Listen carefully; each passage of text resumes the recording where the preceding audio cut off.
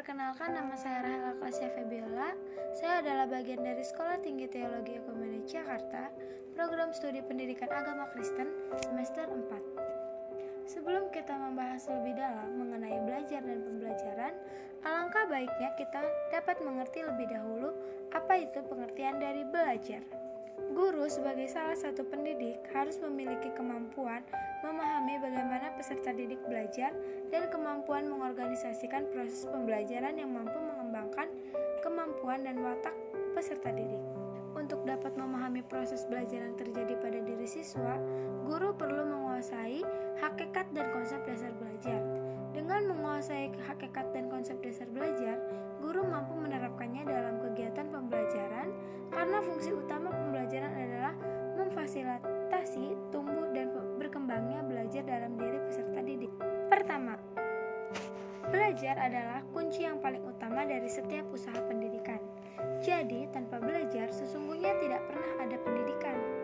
Belajar sebagai suatu proses dan belajar hampir selalu mendapat tempat yang luas dalam berbagai disiplin ilmu yang berhubungan dengan upaya kependidikan. Konsep dasar belajar merupakan kegiatan yang fundamental dalam penyelenggaraan setiap jenis dan jenjang pendidikan. Hal ini berarti bahwa berhasil atau tidaknya pencapaian tujuan pendidikan itu amat bergantung pada proses belajar yang dijalani siswa, baik pada saat dia berada di sekolah atau berada di lingkungan rumah atau di lingkungan keluarganya sendiri. Kedua, definisi menurut para ahli dari S. Nasution, MA, mendefinisikan bahwa belajar adalah sebagai perubahan kelakuan dan pengalaman dan latihan. Kedua yaitu Sardiman AM. Belajar itu merupakan perubahan tingkah laku atau penampilan dengan serangkaian kegiatan, misalnya dengan membaca, mengamati, mendengarkan, meniru, dan lain sebagainya. Ketiga, menurut S. Suryabrata, belajar itu merupakan suatu perubahan berupa kecakapan baru melalui suatu usaha tertentu. Empat, yaitu Ngalim Purwanto. Belajar berhubungan dengan perubahan tingkah laku seseorang terhadap sesuatu situasi tertentu yang disebabkan oleh pengalamannya yang berulang-ulang dalam situasi itu. Yang terakhir yaitu M. Daliono. Belajar itu merupakan usaha melakukan perubahan progresif dalam tingkah laku, sikap, dan perbuatan. Ketiga yaitu ciri-ciri belajar. Di sini saya akan membahas tentang unsur-unsur dan belajar, yaitu siswa yang bertindak maupun belajar. Tujuannya yaitu memperoleh hasil belajar dan pengalaman hidup, lalu berproses untuk pada internal pada diri pembelajar. Tempatnya itu di sembarang tempat, bisa di rumah, di sekolah, di lingkungan, maupun dimanapun ya berada. Lama waktunya yaitu sepanjang hayat, di mana sampai manusia tersebut tutup usia. Adapun syarat terjadinya yaitu adanya motivasi belajar yang kuat dari dalam diri individu tersebut dan dorongan dari keluarga atau orang-orang terdekat. Apa sih faedah dari belajar ini? Tentu saja faedahnya yaitu untuk mempertinggi martabat pribadi. Lalu adapun hasilnya yaitu hasil belajar sebagai dampak pengajaran dan pengiringan. Hakikat belajar. Belajar adalah perubahan yang terjadi secara sadar, di mana ia meniru dan mengikuti apa yang telah dipelajari atau apa yang telah ia lakukan dan mengamatinya dari apa yang ia lihat dan ia praktekkan. Perubahan dalam belajar bersifat fungsional dan perubahan dalam belajar bersifat positif dan aktif. Adapun perubahan dalam belajar itu tidak bersifat sementara, melainkan bertahap. Perubahan dalam belajar bertujuan atau terarah. Lalu yang terakhir, perubahan mencakup seluruh aspek tingkah laku. Hakikat belajar adalah perubahan tingkah laku. Prinsip belajar. Belajar tentu saja berprinsip untuk mencari makna. Konstruksi makna adalah proses yang terus-menerus. Lalu belajar bukanlah kegiatan mengumpulkan fakta, tetapi merupakan pengembangan pemikiran dengan membuat pengertian yang baru. Dari sini hasil belajar dipengaruhi oleh pengalaman subjek belajar dengan dunia fisik dengan lingkungannya. Sehingga hasil belajar seseorang tergantung pada apa yang telah diketahui si subjek belajar. Motivasi yang mempengaruhi proses interaksi dengan bahan yang telah dipelajari. Adapun potensinya, yaitu potensi belajar harus memungkinkan terjadinya perubahan perilaku pada diri individu. Perubahan tersebut tidak hanya pada aspek pengetahuan atau kognitif saja, tetapi juga meliputi aspek sikap dan nilai, baik itu afektif serta keterampilan atau psikomotor. Perubahan itu harus merupakan buah dari pengalaman, karena perubahan tersebut tidak hanya pada aspek pengetahuan dan kognitif saja loh, tetapi juga meliputi aspek sikap dan nilai atau afektif serta keterampilan psikomotor. Lalu yang terakhir, potensi belajar itu yaitu perubahan tersebut relatif tetap. Artinya, perubahan perilaku akibat obat-obatan, minuman keras, dan yang lainnya tidak dapat dikategorikan sebagai perilaku hasil belajar. Ciri-ciri pembelajar. Perubahan tingkah laku terjadi secara sadar. Artinya, ia mempraktikkannya secara sadar dan adanya dorongan dari dalam diri sendiri. Perubahan bersifat kontinu dan fungsional. Perubahan tersebut bersifat positif dan aktif. Artinya, belajar itu menuntut kita untuk mengarahkan kepada diri kita yang lebih baik. Perubahan itu bersifat permanen, artinya tidak sementara berubah-ubah, melainkan secara progresif dapat bertumbuh terus. Perubahan dalam belajar itu bertujuan atau terarah, artinya mencapai target apa yang ia harapkan. Serta yang terakhir, perubahan mencakup seluruh aspek tingkah laku dalam diri individu tersebut. Adapun tujuan belajar dapat diartikan sebagai suatu kondisi perubahan tingkah laku dari individu setelah individu tersebut melaksanakan proses belajar. Dari sini, melalui belajar itu diharapkan dapat terjadi perubahan bukan hanya pada aspek kognitif, tetapi juga pada aspek lainnya yang bermanfaat dan berguna bagi dirinya ataupun sesamanya dalam lingkungannya maupun dalam kegiatannya. Adapun bentuk tingkah laku belajar yaitu pertama, ranah kognitif, yaitu berkaitan dengan perilaku yang berhubungan dengan berpikir, mengetahui, dan memecahkan masalah yang timbul. Yang kedua yaitu ranah afektif, yaitu berkaitan dengan sikap, nilai-nilai, minat. Ranah afektif berkaitan dengan sikap, nilai-nilai, minat, aspirasi, dan penyesuaian perasaan sosial. Yang terakhir yaitu ranah psikomotor, yaitu mencakup tujuan yang berkaitan dengan keterampilan yang bersifat manual dan motorik.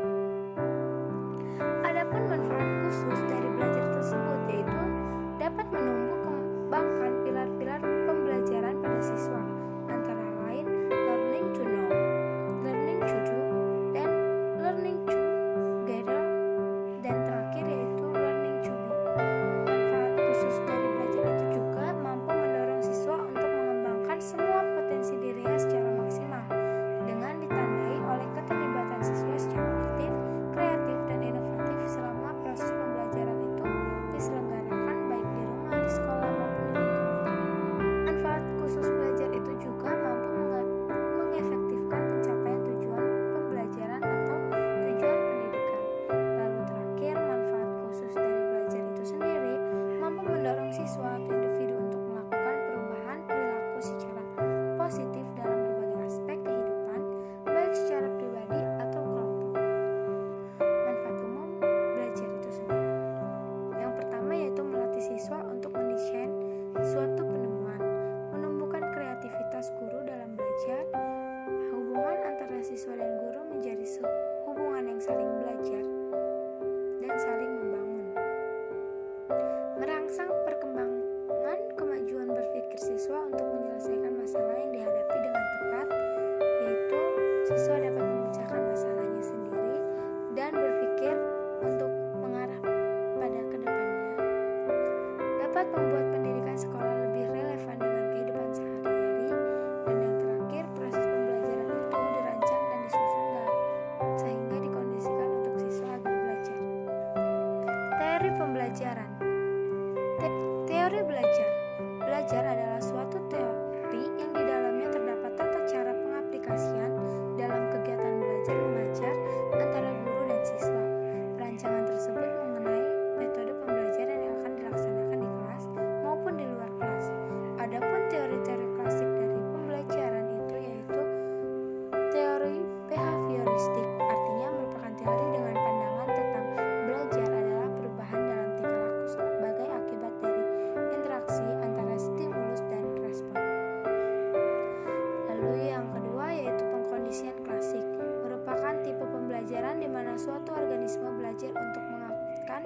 atau mengasosiasikan stimulus.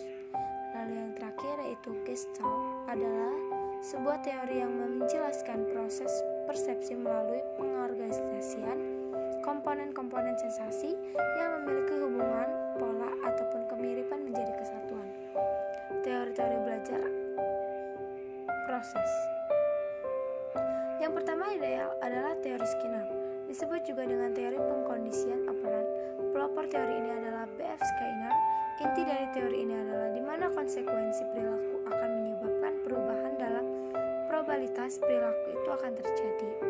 Teknik-teknik dalam pengkondisian operan itu antara lain pembentukan respon, generalisasi dan diskriminasi, jadwal penguatan positif, penguatan intermittent, penghapuan, percontohan, dan yang terakhir yaitu token ekonomi. Teori-teori belajar itu menurut teori Chetney, menurutnya belajar bukan merupakan proses tunggal, melainkan proses luas yang dibentuk oleh pertumbuhan dan perkembangan tingkah laku, di mana tingkah laku itu merupakan proses kumulatif dan belajar. Teori-teori kognitif.